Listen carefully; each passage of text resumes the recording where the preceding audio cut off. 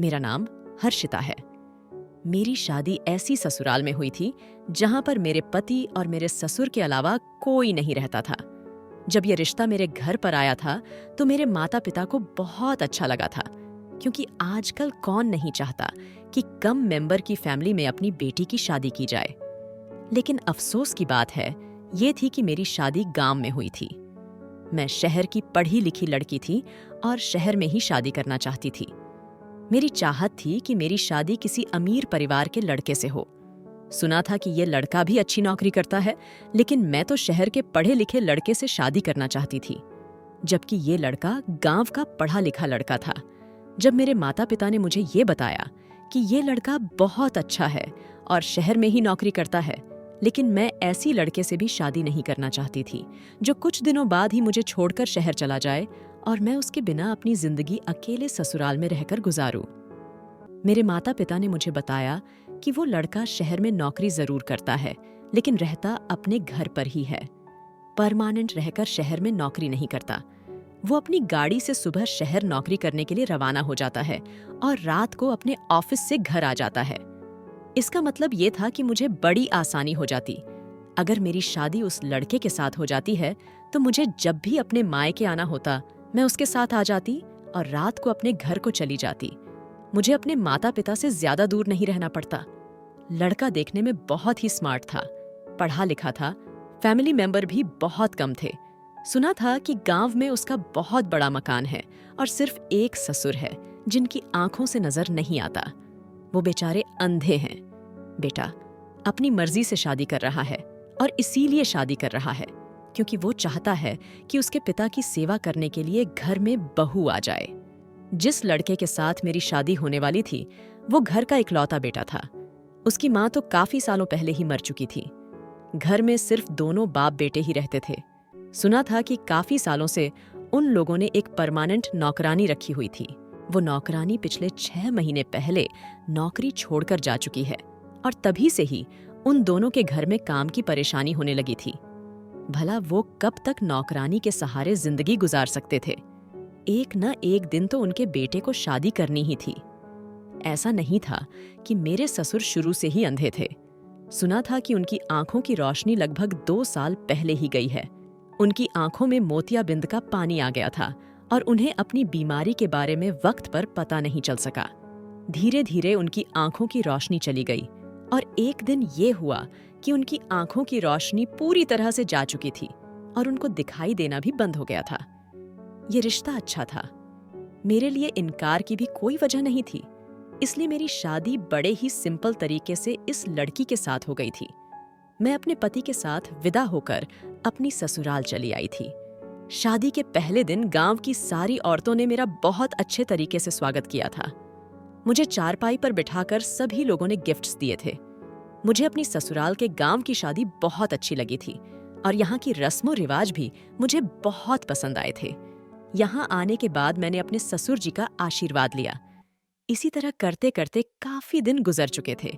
मैं अपने ससुर के सारे काम करती थी, उनके कपड़े भी बदलती थी, पास बैठकर उनकी सारी बातें सुनती थी।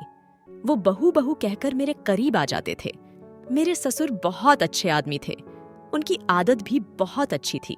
लेकिन जब मैं घर का काम करती थी और मेरी नजर अपने ससुर पर जाती तो ऐसा लग रहा होता था जैसे कि वो मुझे घूर रहे हैं। लेकिन फिर भी मुझे एहसास होता कि वो मुझे कैसे देख सकते हैं। उनकी तो आंखों की रोशनी ही नहीं है। वो मुझे देखकर मुस्कुरा भी रहे होते थे। कभी कभी मुझे ये बात बड़ी अजीब लगती थी कि वो टकटकी बांधे ही मुझे क्यों देखे जा रहे हैं, पर हर बार मैं ये बात भूल जाती थी कि मेरे ससुर एक बूढ़े और अंधे आदमी हैं। वो अपनी आंखों से कुछ नहीं देख सकते।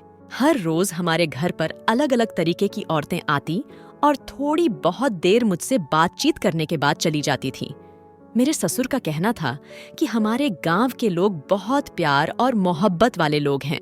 हमारे गांव में जब कोई नई नवेली दुल्हन आती है तो यहाँ की औरतें उससे इसी तरह की बातें करने लग जाती हैं। मेरे ससुर अपने कमरे से भी बाहर निकलकर नहीं आते थे। मैं कभी कभी अपने ससुर को देखकर अपने दिल में शर्म ले आती थी, क्योंकि थे तो वो मेरे ससुर ही। ससुर तो वैसे भी पिता समान ही होते हैं। मुझे तो बस ऐसा लगता था जैसे मेरे ससुर सबके सामने मुझे ताकते रहते हैं। कभी कभी तो मैं अपने माथे पर बल डालकर उनको घूरने लगती थी, लेकिन अजीब पागल हो गई थी। मैं हर बार ये बात भूल जाती थी। मेरे ससुर अंधे हैं, क्योंकि हमारे घर में कभी कोई ऐसा था ही नहीं, इसलिए मुझे ऐसे लोगों की आदत भी नहीं थी। ऐसा मेरे साथ पहली बार हो रहा था कि मैं अपने अंधे ससुर के साथ रह रही थी। मेरे पति रूटीन के मुताबिक सुबह के टाइम पर अपने ऑफिस जाने के लिए निकल जाते थे और सारा दिन मैं और ससुर घर में अकेले रह जाते थे। मेरे पति ने मुझे शादी की रात ही समझा दिया था कि तुम्हें मेरे पिता का बहुत ख्याल रखना है। काफी सालों से हमारे घर पर नौकरानी रह रही थी और वह मेरे पिता का बहुत ख्याल रखती थी, क्योंकि सुबह के टाइम पर तो मैं जॉब के लिए निकल जाता था। जब मेरे पिताजी की आंखों की रोशनी थी, तब वह भी खेतों में काम करने के लिए चले जाते थे। लेकिन जब से उनकी आंखों की रोशनी गई थी, उन्होंने घर पर ही रहना शुरू कर दिया था। कुछ महीनों तक नौकरानी ने साथ दिया और उसके बाद वह भी नौकरी छोड़कर चली गई। तभी से हमारे घर पर बहुत ज्यादा परेशानी हो गई थी। पड़ोस वाली मासी आकर मेरे पिताजी के लिए खाना बना जाया करती थी, लेकिन फिर हम इस तरह से कब तक किसी की मदद ले सकते थे। शादी की पहली रात मेरे पति ने मेरी बहुत तारीफ की थी और अपने पति की तारीफ सुनकर मैं बहुत खुश हुई थी। मैंने उन्हें भरोसा दिलाया था कि मैं आपके पिता की हमेशा सेवा करूंगी, उन्हें कभी किसी चीज की कमी नहीं होने दूंगी। सुबह सुबह जब मैं सोकर उठी तो सबसे पहले अपने ससुर जी के लिए नाश्ता बनाती थी। 1-2 दिन तो मेरे पति बाजार से भी नाश्ता ले आए थे। उन्होंने कहा था कि अभी तो तुम नई नवेली दुल्हन हो, कुछ दिन तुम आराम करो, उसके बाद तो तुम्हें घर का सारा काम संभालना है। लेकिन अब मैंने घर का सारा काम करना शुरू कर दिया था, क्योंकि इस घर में कोई औरत नहीं थी घर का कामकाज करने के लिए। भला मेरे पति भी कब तक इस तरह से मार्केट से खाना या फिर नाश्ता लेकर आते। एक न एक दिन तो मुझे यहाँ का किचन संभालना ही था। मेरे ससुर जी भी कहते थे कि बहू 1-2 दिन खाना मार्केट से आ जाएगा, लेकिन मैंने कहा, नहीं ससुर जी, मैं उस टाइप की नहीं हूं जो हमेशा आराम करती रहे। मैं अपनी जिम्मेदारी निभाना चाहती हूं और इस घर की गृहस्थी को अपने कंधों पर चलाना चाहती हूं। ये घर तो मुझे ही संभालना पड़ेगा। मेरी बात सुनकर मेरे ससुर और पति बहुत खुश हो गए थे। उन्होंने कहा था कि हमें अपने घर के लिए ऐसे ही लड़की की तलाश थी। मेरे पति कहने लगे कि तुम बहुत खूबसूरत हो। तुम खूबसूरत ही नहीं, बल्कि खूबसूरत होने के साथ साथ बहुत समझदार भी हो।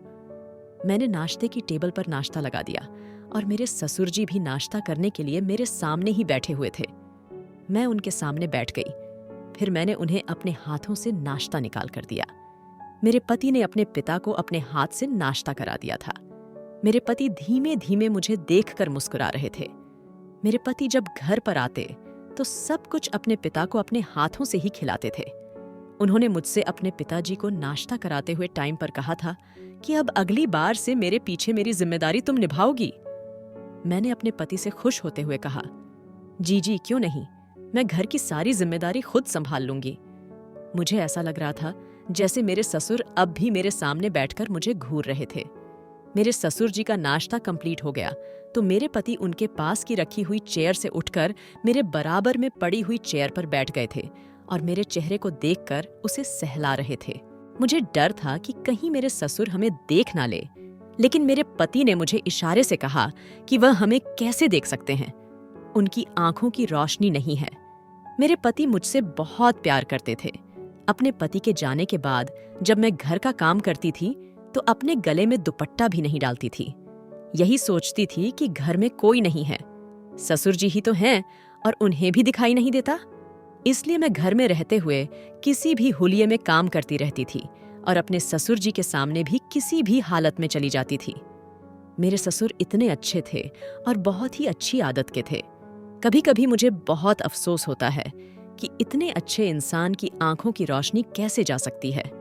वह बेचारे अपने इकलौते बेटे की शादी और उसकी पत्नी को भी नहीं देख सके।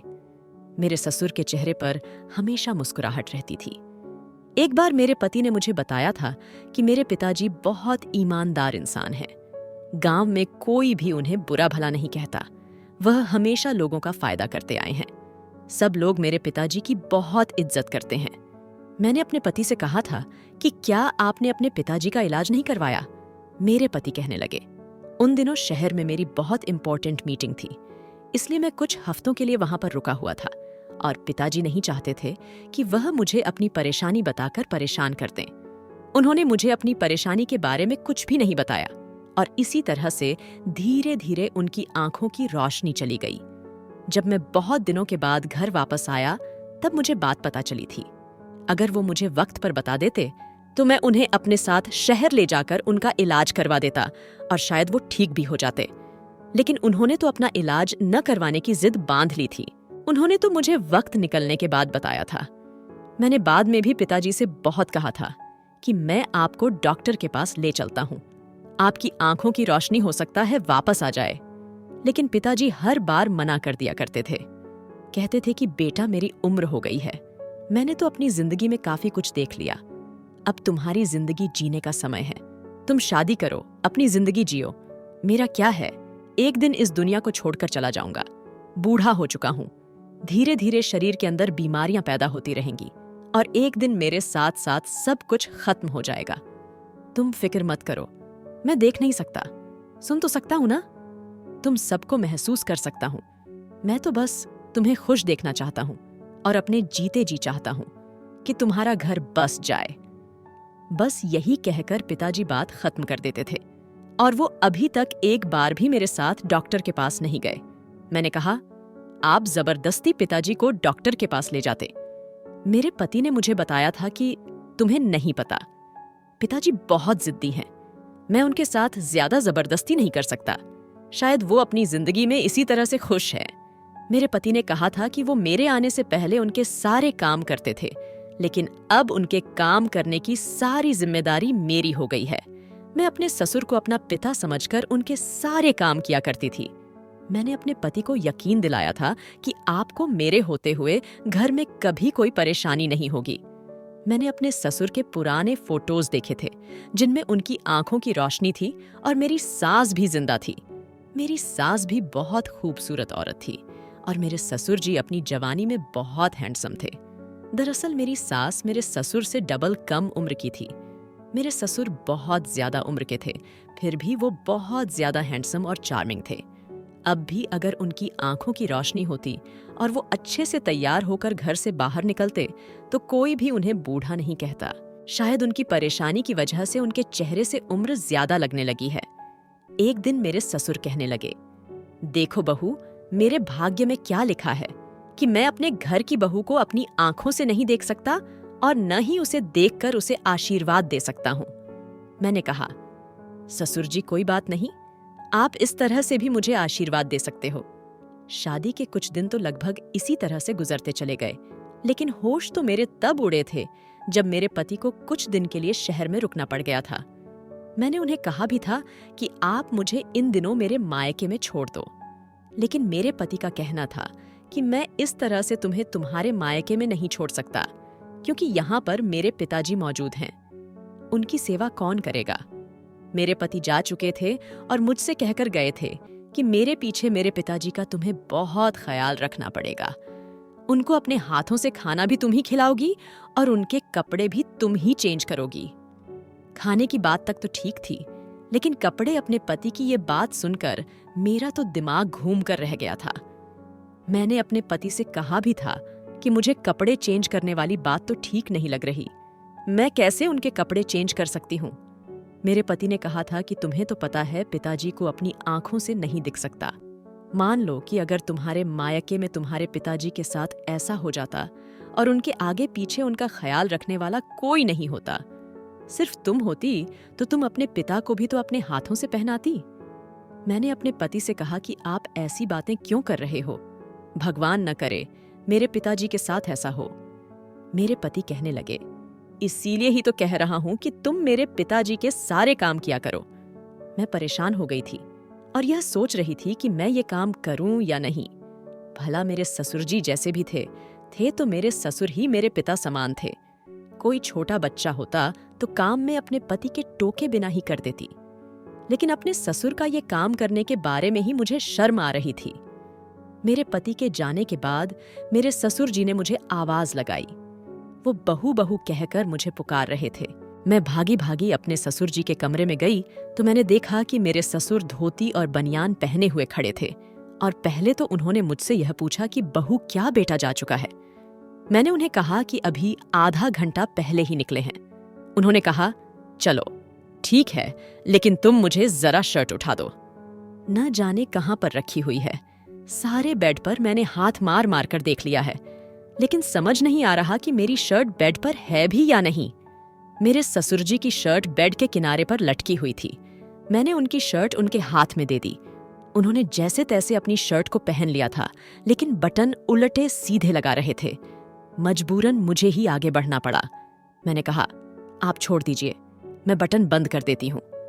मैंने अपने ससुर जी की शर्ट का बटन लगाया तो मेरे ससुर जी मुस्कुरा रहे थे और अचानक उनका हाथ मेरी कमर पर लग गया। मैं उनसे कुछ कह नहीं सकती थी, क्योंकि उनको तो पता ही नहीं था कि उनका हाथ कहाँ लग रहा है। जैसे ही उन्हें लगा कि उनका हाथ मेरे ऊपर से टच हो गया, फौरन ही उन्होंने अपना हाथ हटा लिया। शायद उनका हाथ धोखे से टच हो गया था। मैंने उनको शर्ट पहना दी थी। फिर मेरे ससुर ने कहा कि बहू मेरे बाल भी बना दो। मैंने ड्रेसिंग से कंघा लेकर अपने ससुर के बाल भी बना दिए थे। मेरे ससुर कहने लगे, बहू जरा मुझे अपने हाथ तो दो। मैंने कहा कि क्यों पिताजी, क्या हुआ? तो वह कहने लगे, दो तो जरा। मैंने डरते डरते उन्हें अपने हाथ पकड़वा दिए थे। मैं ये सोच रही थी कि वो क्यों मेरे हाथ पकड़ना चाहते हैं। उन्होंने मेरे दोनों हाथ अपने हाथों में थाम लिए और कहने लगे कि तुम्हारा बहुत बहुत शुक्रिया। तुमने हमारे घर को बहुत अच्छी तरह से संभाल कर रखा है। तुम्हारी जगह अगर कोई और औरत होती तो शायद तुम्हारे जैसी गृहस्थी कभी न संभाल पाती। मेरे ससुर जी ने मेरे हाथों को बड़ी मजबूती के साथ अपने हाथों में जकड़ लिया था। मैं उनके हाथों से अपने हाथ को छुड़ाने की कोशिश कर रही थी, लेकिन उन्होंने कहा कि बहू अभी यहीं पर ही रहो, इतनी जल्दी जाने की क्या जरूरत है। मैं तुम्हारा शुक्रिया अदा करना चाहता हूँ। मैं तुम्हें देख तो नहीं सकता, लेकिन महसूस तो कर सकता हूँ। इसके लिए तुम्हारा हाथ पकड़ना चाहता था कि बहू कैसी होती है।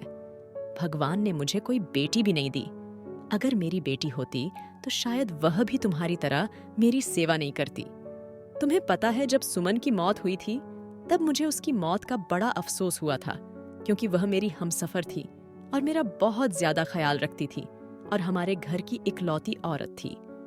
मेरे बेटे को और मुझे छोड़कर इस दुनिया से चली गई थी। दोनों को बहुत अच्छी तरह से संभालती थी, लेकिन उसके बाद सारी जिम्मेदारी अकेले मेरे बेटों के कंधे पर आ गई और शादी के बाद तुमने भी कुछ दिन अच्छी तरह नहीं गुजारे, क्योंकि मेरा सारा बोझ तुम पर पड़ गया। वह बड़े अफसोस के साथ सब कुछ कह रहे थे। मैंने कहा, आप किसी पर भी बोझ नहीं हो और मुझ पर तो बिल्कुल भी नहीं हो। मैं आपकी बेटी की तरह हूं, आप मुझे अपनी बेटी ही समझो। मेरी बात सुनकर वह मुस्कुराने लगे थे। कहने लगे, तुम बहुत अच्छी हो और मेरा कितना ख्याल रखती हो। लेकिन अभी भी उन्होंने मेरा हाथ बड़ी मजबूती के साथ पकड़ा हुआ था। मैंने उनसे कहा, पिताजी मेरा हाथ छोड़ दीजिए, मुझे किचन में जाकर खाना बनाना है। मेरे ससुर ने मेरा हाथ छोड़ दिया और मैं फौरन ही किचन में चली आई थी। जैसे जैसे वक्त गुजरता गया, मेरे ससुर की हरकतें कुछ अजीब सी होने लगी थीं। मेरे पति लगभग 1 या 2 महीने के लिए गए हुए थे। उन्होंने कहा था कि जब ऑफिस में काम का सीजन आता है तो उन्हें इसी तरह दिन रात मेहनत करनी पड़ती है और वहीं पर रहकर दिन गुजारने पड़ते हैं। और इधर मेरे ससुर जी मेरे साथ बहुत ज्यादा फ्री होने लगे थे। अब तो वह मुझे आवाज लगाकर कहते कि मुझे शर्ट पहना दो। शर्ट के अब तो वह मुझे आवाज लगाकर कहते कि मुझे शर्ट पहना दो। शर्ट के बटन मुझसे ठीक से बंद नहीं होते। कभी कहते कि मेरे सर में मालिश कर दो और मेरी टांगे दबा दो, और वह कभी मुझसे अपने सर में तेल लगवाते थे। छोटे मोटे काम तो वह खुद भी कर सकते थे। शादी से पहले मुझे लगा था कि मेरी ससुराल में सिर्फ मेरे पति और मेरे ससुर हैं, तो मुझे घर में कोई काम ही नहीं करना होगा। लेकिन मैं तो अपने ससुर जी की वजह से घनचक्कर सी बनकर रह गई थी। सारा दिन बस मुझे काम ही काम में हो जाता था। मुझे आराम करने का मौका ही नहीं मिलता था, क्योंकि मेरे ससुर जी के बहुत सारे काम होते थे। वह बहाने बहाने से मुझे आवाज लगाकर अपने काम निकलवाते रहते थे। मैं मौका देखकर आराम करने के लिए अपने कमरे में ही गई थी। तभी अचानक मेरे ससुर जी के चिल्लाने की आवाज आने लगी। वह बहू बहू चिल्ला रहे थे। मैं बाहर की तरफ दौड़ती हुई उनके कमरे में गई तो मैंने देखा कि वह अपने हाथ में मोबाइल पकड़कर जोर जोर से हंस रहे थे। जब मैं उनके कमरे में गई और मैंने कहा कि बताइए क्या काम है, तो वह खूब जोर जोर से हंसने लगे और कहने लगे कि आओ बहू, मेरे पास आकर बैठो, देखो मोबाइल पर कितने अच्छे जोक्स आ रहे हैं। मेरे ससुर को कभी कभी मैं मोबाइल पर जोक्स लगाकर दे दिया करती थी और वह जोक सुनकर जोर जोर से हंसते रहते थे। मैंने उनसे कहा, आप सुन रहे हो, आप ही सुनते रहो, मैं अपने कमरे में आराम करने के लिए जा रही हूँ। मेरे ससुर जी ने कहा, बहू आराम तो होता ही रहेगा, यहाँ मेरे ही बेड पर लेट जाओ, आराम भी करती रहना और जोक्स भी सुनती रहना। अपने ससुर जी की बात सुनकर मैं हैरान रह गई थी कि वह मुझे अपने बिस्तर पर लेटने की बात कह रहे थे। मैं उनके बिस्तर पर जाकर बैठ गई और उनसे कहा कि मैं सारा दिन घर के काम करती रहती हूँ और अब भी 10-5 मिनट आराम करने के बाद मुझे किचन में जाकर खाना बनाना है। मैं क्या क्या काम करूं? सारे काम छोड़कर क्या मैं आपके साथ यहाँ बैठकर जोक सुनूं? मैंने ये बात बड़े कड़क शब्दों में कही ताकि मेरे ससुर को एहसास हो जाए कि मुझ पर कितनी जिम्मेदारियां हैं। वो मेरी बात सुनकर हंसने लगे और कहने लगे, मेरे पास बैठो और मेरे साथ जोक सुनोगी तो तुम्हारी तबीयत भी ठीक हो जाएगी और तुम एक्टिव भी रहा करोगी। काम का क्या है? काम छोड़ दो, काम तो सारी जिंदगी करना ही है, काम तो कभी खत्म होते ही नहीं। मैं अपने ससुर जी के बिस्तर पर जाकर बैठ गई। मैंने कहा कि अच्छा चलो ठीक है, आप मुझे बताइए कि अगर आपको भूख लगेगी तो आप क्या खाओगे? वह हंसकर कहने लगे, तुम मेरे करीब बैठ जाना, मेरे लिए यही बहुत है। मैं उठकर खड़ी हो गई।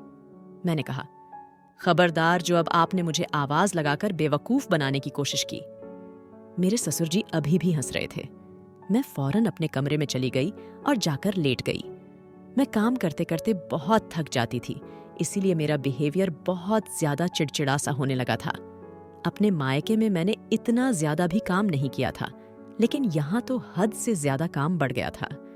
मेरे ससुर घर का खाना ही खाते थे, कभी मार्केट का खाना नहीं खाते थे।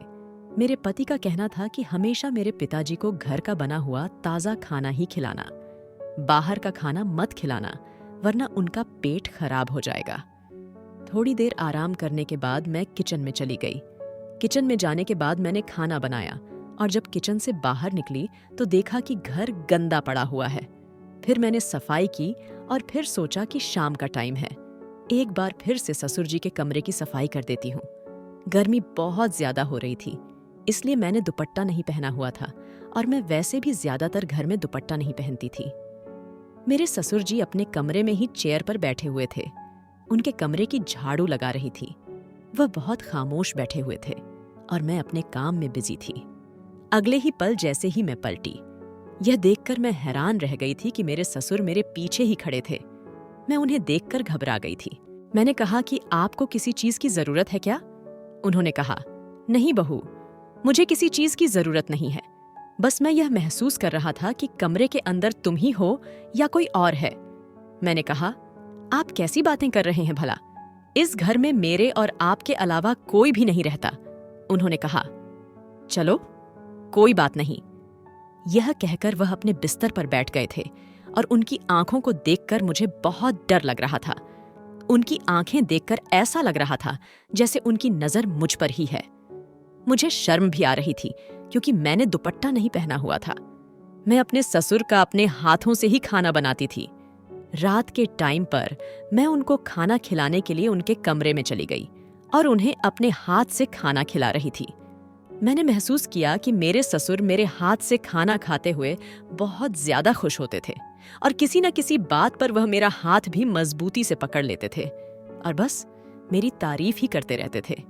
कहते थे कि तुम्हारे हाथ का बना हुआ खाना बहुत टेस्टी होता है। मुझे लगता है कि तुम भी इतनी ही ज्यादा खूबसूरत होगी। अब धीरे धीरे मुझे अपने ससुर की हरकतें बहुत अजीब लगने लगी थी।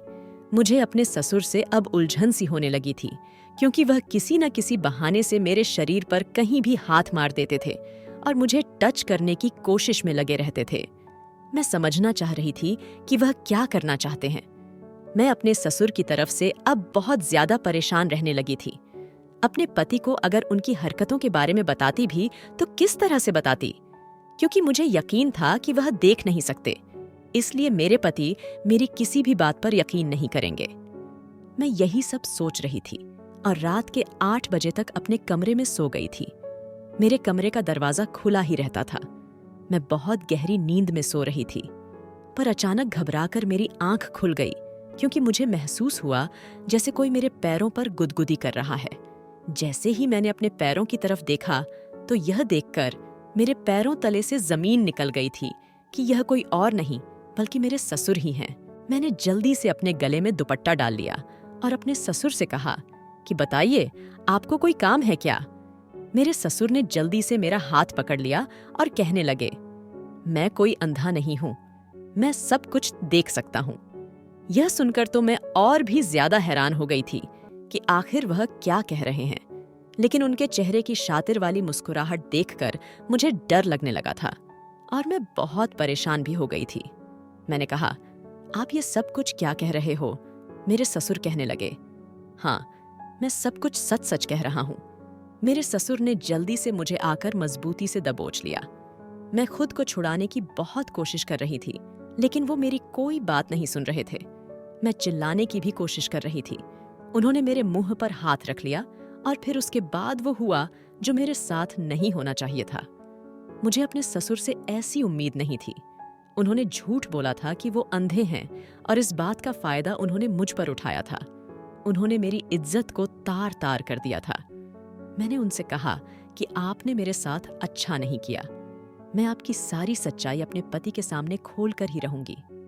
मेरे ससुर कहने लगे, किस तरह खोलोगी? मेरा बेटा कभी तुम्हारी बात पर यकीन नहीं करेगा क्योंकि उसे पता है कि मैं अंधा हूं। वो तुम्हारी किसी बात पर यकीन नहीं करेगा, बल्कि तुम्हें ही इस घर से धक्के मारकर निकाल देगा। अगर तुमने उसके पिता पर कभी भी इस तरह का आरोप लगाने की कोशिश की। मैं अपने ससुर की बात सुनकर बहुत ज्यादा डर गई थी कि ये बिल्कुल सही कह रहे हैं। मेरा पति कभी भी मेरी बात पर भरोसा नहीं करेगा, लेकिन मेरे ससुर ने जो मेरे साथ किया था वो मेरे लिए बहुत ही खतरनाक साबित हुआ था। मैं बिल्कुल लाचार हो गई थी और जमीन पर बैठकर जोर जोर से रो रही थी। मेरे ससुर कहने लगे, मेरी नजर तुम पर पहले दिन से ही है क्योंकि तुम बहुत ज्यादा खूबसूरत हो। मैंने उनसे कहा, आपने मेरे साथ ये सब कुछ क्यों किया? उन्होंने बताया कि मैं बहुत मेहनत मजदूरी करके अपने बेटे को पाल रहा था, लेकिन जब से वो शहर गया था उसने मुझ पर ध्यान देना ही बंद कर दिया था। फिर मैंने प्लान बनाया कि अपने बेटे का ध्यान अपनी तरफ करने के लिए मुझे अंधा बनना पड़ेगा। इसीलिए मैंने अपने बेटे से झूठ बोल दिया। इस झूठ का असर ये हुआ कि मेरे बेटे का पूरा ध्यान मुझ पर ही रहने लगा। फिर उसने शादी की और वो तुम्हें घर पर लेकर आ गया। तुम्हें तो देखते ही मेरी नीयत तुम पर खराब हो गई थी और मेरा बेटा यही समझता रहा कि मैं अंधा हूं और तुमने भी इस बात पर यकीन कर लिया कि तुम्हारा ससुर अंधा है। मुझे तो ये बात पता है कि मेरा बेटा हर तीसरे चौथे महीने में 1 या 2 महीने के लिए अपने ऑफिस में ही रुक जाता है। मैं इस बात का मौका ढूंढ रहा था कि कब वो जाएगा और कब मैं तुम्हारा फायदा उठाऊंगा। मैं बड़ी लाचार और बेबस होकर ये सब कुछ सुनकर बहुत रो रही थी, लेकिन शायद मेरी किस्मत बहुत अच्छी थी।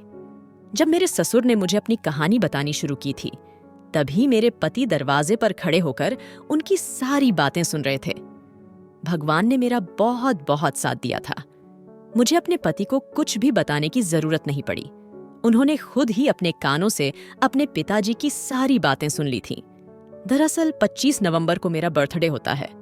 मेरे पति को ये बात पता थी कि मेरा बर्थडे आने वाला है, इसलिए मेरे पति मुझे सरप्राइज देना चाहते थे। वो 24 तारीख की रात को ही शहर से घर आने के लिए निकल गए थे क्योंकि वो मुझे सरप्राइज देना चाहते थे। और जब वो घर पर आए तो उन्होंने दरवाजा खुला हुआ देखा। उन्होंने अपने पिता की सारी बातें सुन ली थीं। ये सब देखकर मेरे पति ने उन्हें बहुत मारा था और उनसे सारे रिश्ते नाते खत्म करके वो मुझे अपने साथ शहर ले गए थे। मेरे पति ने मुझसे अपने पिताजी की तरफ से बहुत माफी मांगी थी। अब मैं अपने पति के साथ शहर में ही रहती हूँ। मेरे पति ने अपने पिताजी से सारे संबंध खत्म कर दिए। दोस्तों, उम्मीद करती हूँ आपको हमारी कहानी पसंद आई होगी। कहानी पसंद आई है तो वीडियो को लाइक करें। चैनल पर नए हैं तो चैनल को सब्सक्राइब करें और हाँ, नोटिफिकेशन को जरूर दबाएं ताकि अगली अपडेट सबसे पहले आपको मिले।